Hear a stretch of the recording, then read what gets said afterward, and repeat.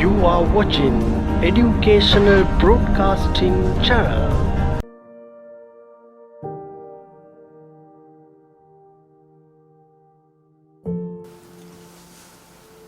අයිබෝවන් දරුවනේ අද අපි 6 ශ්‍රේණියේ වෘත පාඩම ඔයගොල්ලොත් එක්ක සාකච්ඡා කරනවා වෘත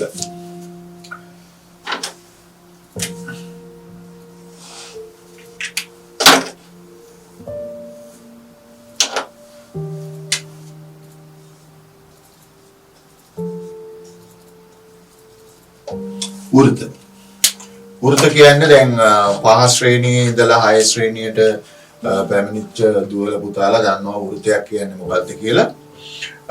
වෘතය කියන එකට ඔයගොල්ලෝ මේ වෘතය කියන නම පාවිච්චි කරන්න ඉස්සෙල්ලා ඔයගොල්ලෝ ඒකට කිව්වේ මොකක් කියලාද? ඔව් රවුම කියලා නේද? රවුම කියන එක නම් ඔයගොල්ලෝ හොඳටම අඳුරනවා. දැන් ක්‍රීඩා කරනකොට ඔය රවුම් වගේ රවුම් හැඩය තියෙන දේවල් පාවිච්චි කරලා ඔයගොල්ලෝ ක්‍රීඩා කරනවා. පරණ රිම් අරගෙන කිසියම් කෝටුවකින් ඔයගොල්ලෝ ගහගෙන යනවා නේද? වෘත්තාකාර රවුම් හැඩය තියෙන දේවල් කම්බි දාලා ඇදගෙන සෙල්ලම් බඩු හදාගෙන පාවිච්චි කරනවා නේද? රවුම කියන එක ඔයගොල්ලෝ දන්නවා. දැන් රවුම කියන එක රවුම් දෙකක් පාවිච්චි කරලා ඔයගොල්ලෝ තමයි පොඩි කාලේ අට ලිව්වේ නේද? බයිසිකලයට තියෙන රෝද මොකද්ද? රවුම් හැඩය. මේවට ඔක්කොටම අපි කියන්නේ වෘත හැඩයක් කියලා.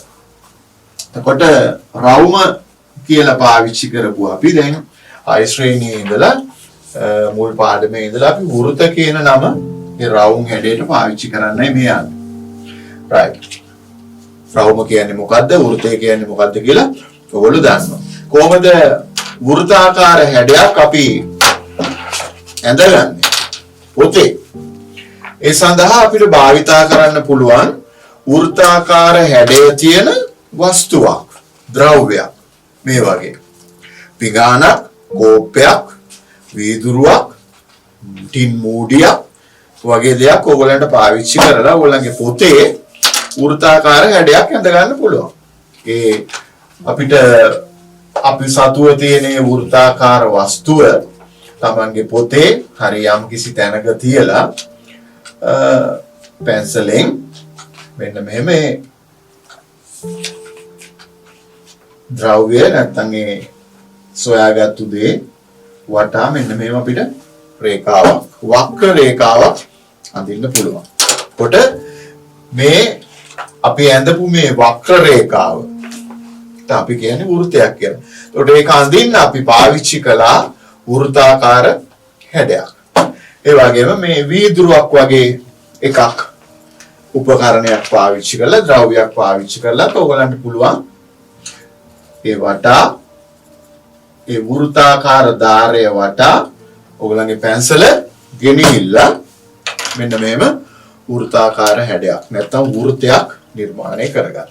එතකොට මම මේ උපකරණ දෙකක් භාවිතා කරලා මේ මම ඇඳපු මේ වෘත දෙකෙහිම අඳින්න පාවිච්චි කරේ වෘත්තාකාර වස්තුන් දෙකක්.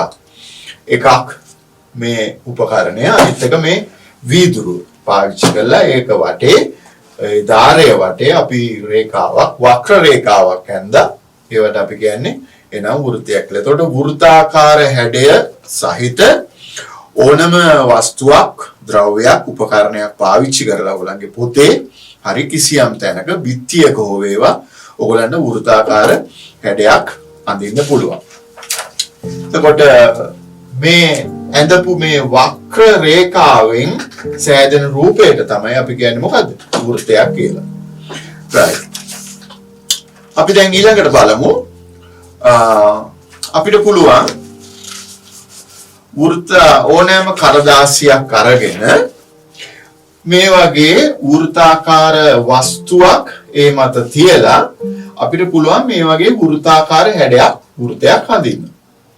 ඇඳලා ඉවර වෙලා අපිට පුළුවන් ඒ වෘත්තාකාර හැඩය වටා කතුරෙන් ඔයගලන්ට කපා ගන්න. මේ වගේ කොටසක් එතකොට එළියට එනවා. එතකොට දැන් මේ මම කපලා අරගෙන තියෙන මේ හැඩය වෘත්තාකාර හැඩයක්. එතකොට දැන් මේකත් හැඩයක්, හැඩතලයක්. ඔයගොල්ලෝ පහේ පන්තියේදී ඉගෙන ගන්න හැඩතල. මොකද්ද මේ හැඩතලය? ඍජු කෝණාශ්‍රාකාර හැඩතලයක් නේද? ඍජු කෝණාශ්‍රාකාර හැඩතලයක්. මේක දැන් අපිට අතට අරන් ඉන්නේ මම නේද? අතට අරන් ඉන්නේ. එහෙනම් මේකට අපි කියනවා එහෙම කඩදාසියකින් වෙන් වෙලා ගත්තු කොටසකට අපි කියන්නේ ආස්තරයක් කියලා. ඒකට මේක ඍජු කෝණාශ්‍රාකාර ආස්තරයක්.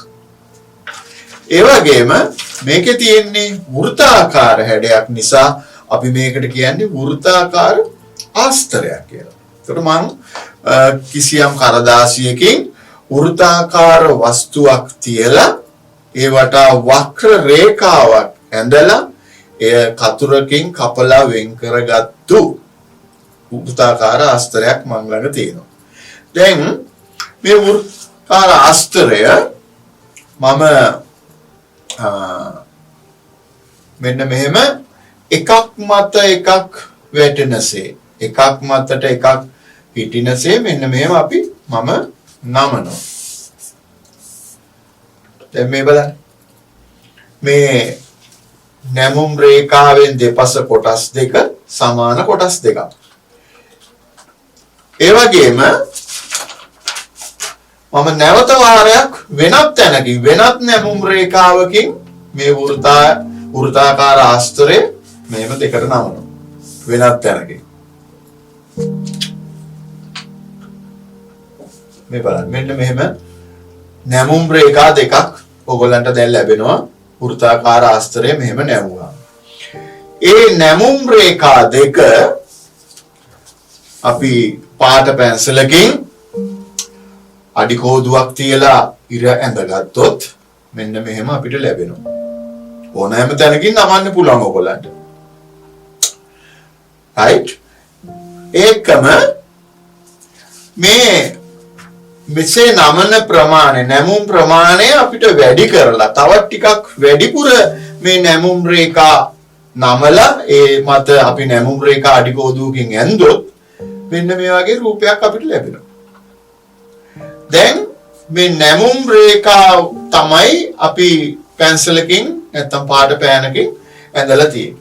බලන්න මේ හැම නැමුම් රේඛාවක් සඳහාම ඇඳපු ඉර එකම ස්ථානයක් කරා තමයි ගමන් කරලා තියෙන්නේ. එකම ස්ථානයක් හරහා තමයි මේ නැමුම් රේඛා සියල්ල ගමන් කරලා තියෙන්නේ.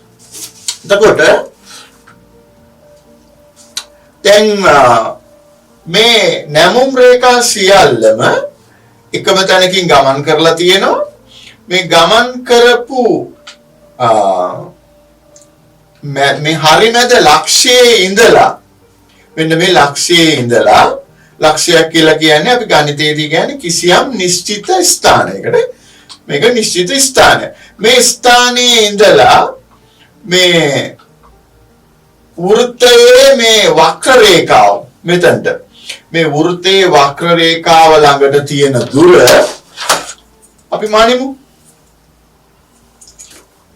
මේ නැමුම් රේඛා මේ හැම රේඛාවක්ම හමු වන පොදු ලක්ෂයේ ඉඳලා මේ වෘත්තාකාර වක්‍ර රේඛාවේ ලක්ෂයකට අපි මැන්නහම මෙතනදී අපිට ලැබෙනවා සෙන්ටිමීටර් 10ක දුරක්. ඒ පොදු ලක්ෂයේ ඉඳලා වෙනත් තැනකටමයි එතනට මැන්නත් සෙන්ටිමීටර් 10යි. තවත් තැනකින් බලමු. මේ පොදු ලක්ෂයේ ඉඳලා වක්‍ර රේඛාව මත තියෙන ලක්ෂයට මැන්නහම ඉන්නේ ඒත් එකම දුරක් සෙන්ටිමීටර් 10ක දුරක්. එහෙනම් අපිට මේ මගින් අපිට සනාථ වෙනවා මේ වෘත්තාකාර හැඩයක් නැමුම් රේඛා කීපයක් ඔස්සේ නමලා ඒ මත ඉරි ඇඳහම ඒ සෑම ඉරක්ම ඒ සෑම රේඛාවක්ම කිසියම් පොදු ලක්ෂයක් කරා යනවා. ඒ කියන්නේ එකම ලක්ෂයක් කරා ගමන් කරනවා. ඒ පොදු ලක්ෂයේ ඉඳලා වෘත්තයේ වක්‍ර රේඛාවට තියෙන ඕනෑම ලක්ෂයකට තියෙන දුර එක සමාන බව අපිට මේකෙන් පැහැදිලි වෙනවා. right. දැන් අපි බලමු වෘත්තාකාර හැඩ ඔයගොල්ලන්ට අඳින්න පුළුවන් වෙනත් වස්තු මොනවද? ඔව් කියන්න බලන්න. ගණිත මේ පෙළ පොතේ පිට කවරය. ඒ බලන්න ගණිතයේ පෙළ පොතේ පිට කවරය භාවිතා කරලා වෘත්තයක් අඳින්න පුළුවන්ද? පුළුවන්ද? බෑ නේද? ඒකේ තියෙන හැඩය මොකද්ද? ඍජු කෝණාශ්‍රාකාර හැඩයක්. මේ පොත පාවිච්චි කරලා ඔයගලන්ට කිසියම් තැනක වෘත්තාකාර හැඩයක් අඳින්න අපහසුයි. දැන් අපි හිතමු මෙහෙම වෘත්තාකාර අපි ඔයගොල්ලෝ මේ බයිසිකල් වල මෝටර රථ වල වෙනත් වාහන ගමන් කරන්නේ කුමක් ආධාර කරගෙනද? රෝද නේද? ඒ රෝදවල හැඩය මොකද්ද? රෝදවල හැඩය වෘත්තාකාර හැඩයක්. ඒ වෘත්තාකාර හැඩය නිසා තමයි ඒ රෝද භ්‍රමණය වෙලා කැරකිලා ඒ වාහන ඉදිරියට ගමන් කරන්නේ. දැන් සමචතුරස් ඒ රෝදවලට සමචතුරස්‍රාකාර හැඩයක් හරි ඍජු කෝණාශ්‍රාකාර හැඩයක් හරි තිබුණොත් ඒ වාහනේ ඉදිරියට ගමන් කරයිද? නෑ නේද? වෘත්තාකාර හැඩයක් තියෙන නිසා තමයි එම වාහන එසේ ඉදිරියට ඒ රෝද මගින් ගමන් කරන්නේ. දැන් මේ වෘත්තය කියන සංකල්පය ලෝකේ සොයාගත්තට පස්සේ මුලින්ම ඊට පසුව තමයි මේ රෝදය කියන උපකරණය මෙවලම ලෝකයේ භාවිතා කරන්න ගත්තේ. මේ රෝදය සොයා ගැනීමත් එක්ක ලෝකයේ විශාල පෙරලියක් ඇති වුණා. ඔයගලන්ට කියලා පන්ති වලට ගියාම ඒවා ඉගෙන ගන්න පුළුවන්. එතකොට අපි නැවතත් සාකච්ඡා කරමු වෘත්තයක් අඳින්න පුළුවන් උපකරණ භාවිතා කරන්න පුළුවන් ඔයගලන්ට උපකරණ මොනවද? CD 30 නේද? ගීත එහෙම ප්‍රචාරය වෙන CD 30 තියෙන්නේ. ඒවා භාවිතා කරන්න පුළුවන්. පීරිසියක්, පිඟානක්, කෝප්පයක්, වීදුරුවක්, ඔරලෝසුවක පරණ ඔරලෝසුවක් වෘත්තාකාර. මේ සෑම දෙයක්ම පාවිච්චි කරලා ඕගොල්ලන්ට වෘත්තාකාර හැඩය ඇඳ ගන්න පුළුවන් අවශ්‍ය තැනක. ඒ වගේම වෘත්තාකාර හැඩය දකින්න පුළුවන් ස්ථාන සහ උපකරණ මොනවද? කීපයක් අපි කියමු බලන්න.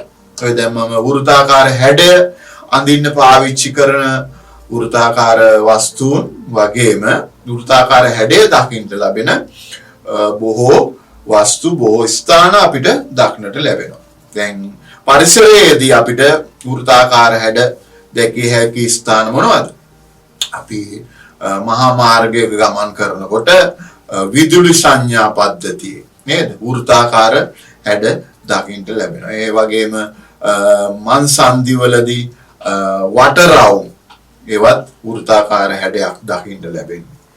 ඉර නේද? අපිට තියෙන අනවිභවනීය ස්වභාවික වස්තුවක්. ඉරෙහි දකින්න ලැබෙන වෘත්තාකාර හැඩයක්, සඳෙහි දකින්න ලැබෙන වෘත්තාකාර හැඩයක්. ඒ වගේම කිසියම් චෛත්‍යයක් ඉහළ සිට රූපගත කිරීමක් වගේ දෙයක් කළොත් ඔයගලන්ට දකින්න ලැබෙන්නේ චෛත්‍යයේ වෘත්තාකාර හැඩයක් ඉහළින් බැලුවේ. ඒ වගේ පොකුණු තියෙනවා වෘත්තාකාර හැඩය තියෙන. ඒ වගේ බොහෝ ස්ථාන වෘත්තාකාර හැඩය තියෙන ඔයගලන්ට දකින්න පුළුවන් අවට පරිසරයේදී බොහෝ විට. right. අපි දැන් ඊළඟට බලමු වෘත්තයේ පාඩමේ තව කොටසක් ඉදිරියට යන්න.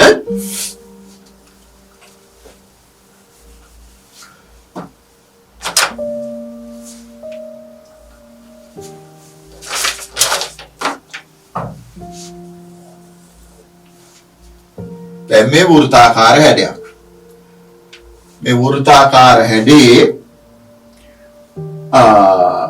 තුල මම කිසියම් ලක්ෂයක් ලකුණු කරනවා. අපි හිතමු එයා A කියන ලක්ෂය. එයාට නමක් දුන්නයි කියලා. තවත් ලක්ෂයක් ලකුණු කරනවා B කියලා. වෘත්තය තුල. තවත් ලක්ෂයක් ලකුණු කරනවා මම C කියලා වෘත්තය තුල.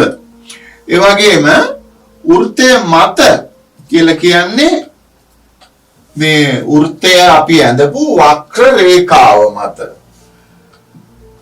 කිසියම් ලක්ෂයක් ලකුණු කරලා එයාට අපි නමක් දෙනවා D කියලා. වෘත්තය මත අපි තවත් ලක්ෂයක් ලකුණු කරමු. මෙයාට අපි කියමු E කියලා. වෘත්තයෙන් පිටත අපි ලක්ෂයක් ලකුණු කරලා එයාට කියනවා අපි F කියලා. වෘත්තයෙන් පිටත තවත් ලක්ෂයක් ලකුණු කරමු. එයාට අපි කියමු G කියලා. ඔන්න වෘත්තය මත වෘත්තය තුල සහ වෘත්තයෙන් පිටත ලක්ෂ කීපයක් මම ලකුණු කරලා තියෙනවා ඔයගලන්ට පේනවා නේද? right. ඒකට වෘත්තයක් ඇඳහම අපිට මේකෙන් පෙනී යනවා ප්‍රදේශ තුනක් වෙන් වෙනවා කියලා නේද? ප්‍රදේශ තුනක් තියෙනවා. එතකොට වෙන් වෙන්න අපිට හඳුනාගත හැකි. එක ප්‍රදේශයක් තමයි වෘත්තය තුල කියන ප්‍රදේශය. අනිත් ප්‍රදේශය තමයි වෘත්තය මත කියන ප්‍රදේශය. ඒ වගේම වෘත්තයෙන් පිටතත් ප්‍රදේශයක් තියෙනවා. නේද? දැන් ඔයගොල්ලන්ගේ නිවස තියෙන ස්ථානය අපි බලමු. ඔයගොල්ලන්ගේ නිවස වටා ඇතැම් විට තාප්පයක් නිර්මාණය වෙලා ඇති නැත්නම් කම්බි වැටක් නිර්මාණය වෙලා ඇති නේද? ඒ වගේ තැනකදීත් ප්‍රදේශ තුනක් තියෙනවා නේද? තාප්පෙන් නැත්නම් කම්බි වැටෙන් තුල ඔයගොල්ලන්ගේ නිවස තියෙන ප්‍රදේශය, කම්බි වැට මත නේද? කුරුල්ලෙක් වහලා ඉන්න පුළුවන් කම්බි වැට මත, කම්බි වැටෙන් එළියේ නේද? කිසියම් සතෙක් ඉන්න පුළුවන් කම්බි වැටෙන් එළියේ වගේ වෘත්තයක් ඇඳහම වෘත්තය තුල, වෘත්තය මත සහ වෘත්තයෙන් පිටත කියලා ප්‍රදේශ තුනක් අපිට වෙන්වෙන්ව හඳුනා ගන්න ලැබෙනවා. right. බලමු අපි ඊළඟට මේ මම දැන් ලකුණු කරලා තියෙන ලක්ෂ ඇසුරෙන් ස්ථාන ඇසුරෙන් මේ වෘත්තය තුල පවතින නැත්නම් තියෙන ලක්ෂ මොනවද? ඔව් වෘත්තය ඇතුලේ ඉන්න ලක්ෂ මොනවද? ඒ අක්ෂර වලින් අපි හඳුන්වමු ඒගොල්ලෝ කවුද? A B C කියන ලක්ෂ තුන මේ වෘත්තය තුලයි පවතින්නේ. ඇතුළත්ව ඉන්නේ. ඒ වගේම වෘත්තය මත පවතින ලක්ෂ මොනවද? D සහ E.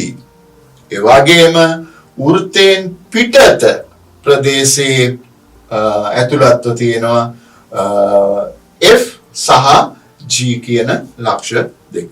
එතකොට මේ අසුරෙන් ඔයගොල්ලන්ට දැන් හැකියාව ලැබෙන්න ඕනේ වෘත්තයක් ඇඳපු තැනක වෘත්තය මත, වෘත්තය තුල සහ වෘත්තයෙන් පිටත තියෙන ලක්ෂ හඳුනා ගන්න.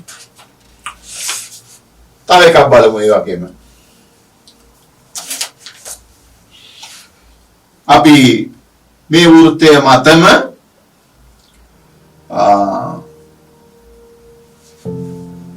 මෙහෙම දෙයක් කරලා බලමු. මෙතන ඉන්නවා නිමල්. මෙතන ඉන්නවා සුනිල්.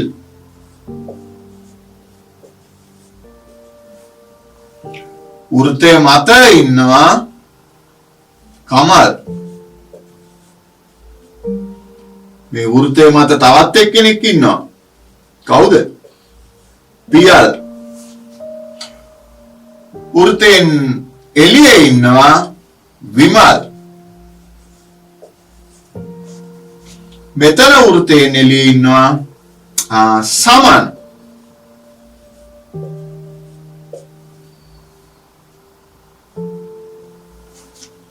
බලන්න. දැන් අපේ ප්‍රශ්නයක් අහනවා.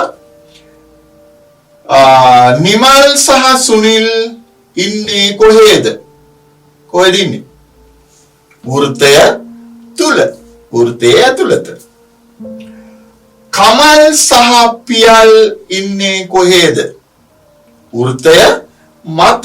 වෘත්තයේ වක්‍ර රේඛාව මත. සමන් සහ විමල් ඉන්නේ කොහෙද? වෘත්තයෙන් පිටත. right? දැන් වෘතය තුල ඉන්න ළමයින් දෙන්න කවුද? නිමල් සහ සුනිල්. වෘතය මත ඉන්න දෙන්න කවුද? කමල් සහ පියල්. වෘතයෙන් පිටත ඉන්නවා විමල් සහ සමන් කියන දරුවෝ දෙන්න, ළමයින් දෙන්න.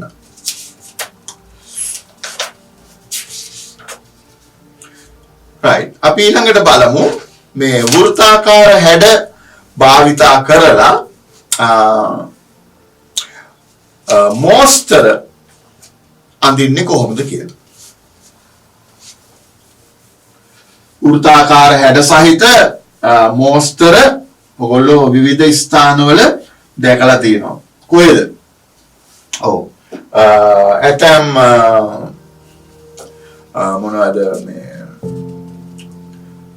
චිත්‍රවල නේද? පන්සල් වල චිත්‍රවල තාප්පවල නේද? වෘත්තාකාර හැඩය පාවිච්චි කරලා ඇඳලා තියෙන මෝස්තර ඔයගොල්ලෝ දැකලා තියෙනවා. අපි බලමු වෘත්තාකාර හැඩයක් පාවිච්චි කරලා භාවිතා කරලා කොහොමද අඳින්නේ කියලා මෝස්තරයක්.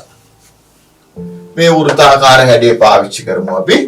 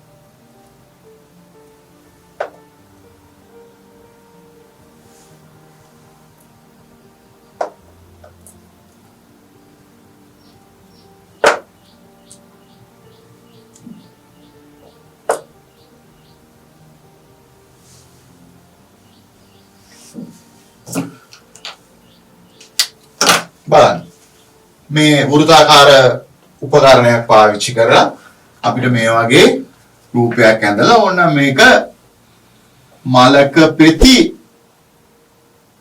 පමණක් ඉතුරු වෙන විදිහට මලක පෙති පමණක් ඉතුරු වෙන විදිහට අපිට පුළුවන් ඕන මේ ටික මකලා දාන්න. right. ඒ වගේම වෘත්තාකාර හැඩයක් පාවිච්චි කරලා තවත් හැඩයක් අපි අඳිමු.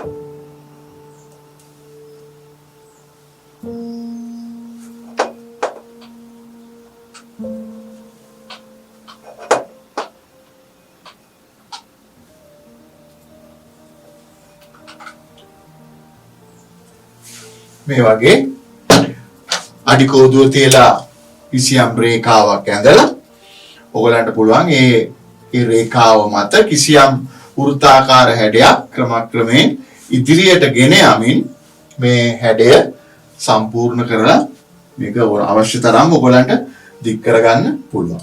වෘත්තාකාර මෝස්තරයක් අඳින්න පුළුවන්. ඒ වගේම ඔයගොල්ලන්ට පුළුවන් තව විවිධ ප්‍රමාණයේ කාසි භාවිතා කරලා ඊටාත්ම කුඩා කාසියක් භාවිතා කරලා කුඩා වෘත්තයක් ඊට වඩා විශාල වෘත්තයක් පාවිච්චි කරලා තව ඊට වඩා විශාල එකක් ඊටත් වඩා විශාල වෘත්තයක් පාවිච්චි කරලා තව එකක් මේ විදිහට ක්‍රමක්‍රමයෙන් විශාල වන වෘත්තාකාර හැඩ භාවිතා කරලා උපකරණ භාවිතා කරලා ඔයගලන්ට පුළුවන් විවිධ මෝස්තර නිර්මාණය කරන්න.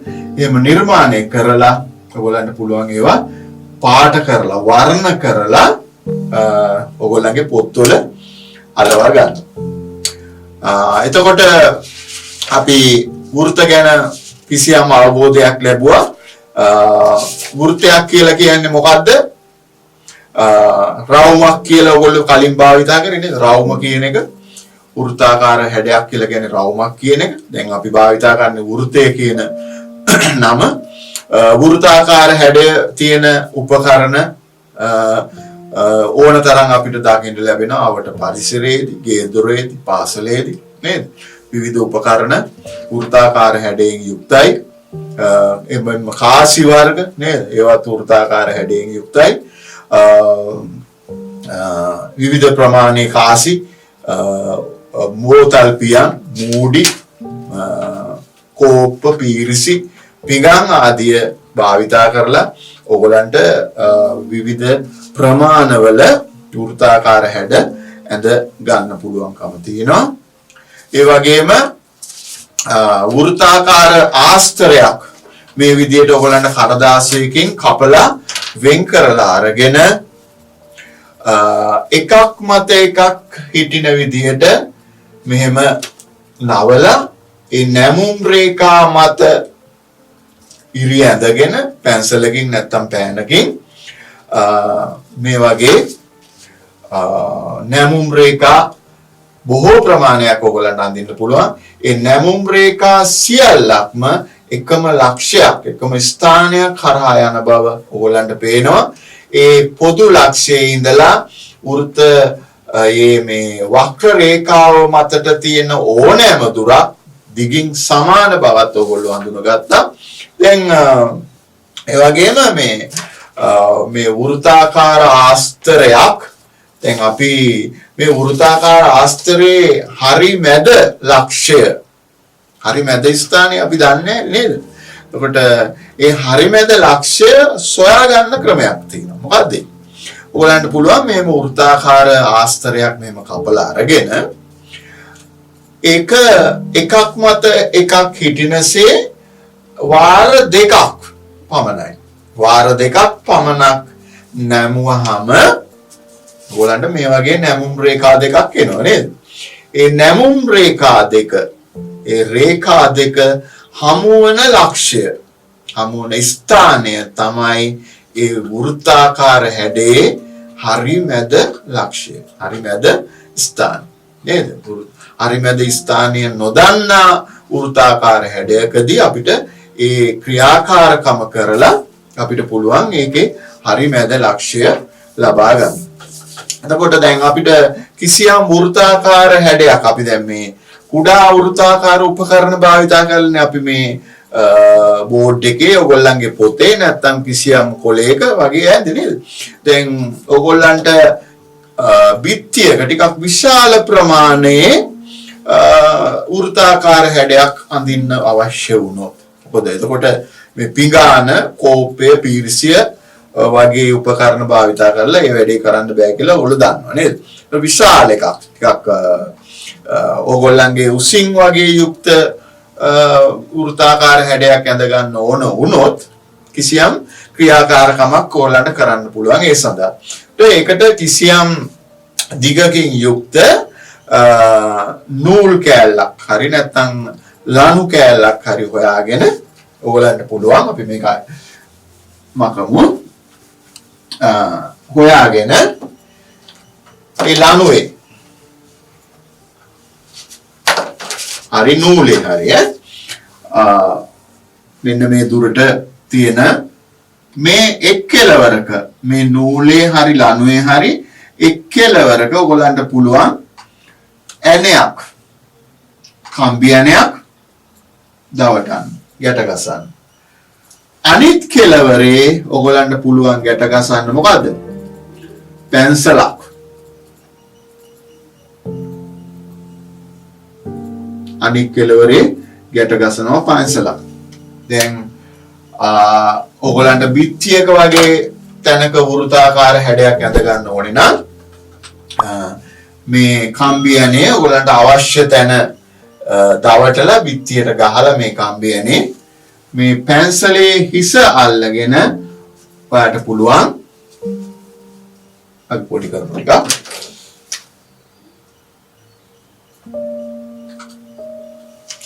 මේක දවටනා මේක සවි කරලා බිත්තියට ඔයගලන්ට පුළුවන් මේ පැන්සලේ ඔළුව අල්ලගෙන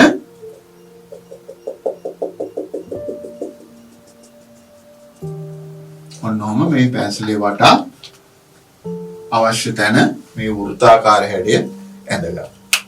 ඒකට ඒ ආකාරයට Tamanට අවශ්‍ය ප්‍රමාණයක වෘත්තාකාර හැඩයක් ඇඳ ගැනීම සඳහා මේ වගේ ක්‍රියාකාරකමක් ඔයගලන්ට කරන්න පුළුවන්. right. අපි වෘත්තාකාර වෘත්තය කියන පළවෙනි පාඩම කිසියම් අවබෝධයක් ලැබුවා. එහෙනම් වෘත්තාකාර හැඩ අඳින්න භාවිතා කරලා කිසියම් උපකරණ ඔයගලන්ට පොතේ අලව ගන්න පුළුවන් පාට කරලා ඒ වගේම වෘත්තයක සාමාන්‍ය දැනුම් කීපයක් අපි ලබා ගත්ත මේ පාඩමේදී. එහෙනම් අපි ඊළඟ පාඩමේදී නැවත හමු වෙමු. එහෙනම් අදට දරුවන්ට ආයුබෝවන්.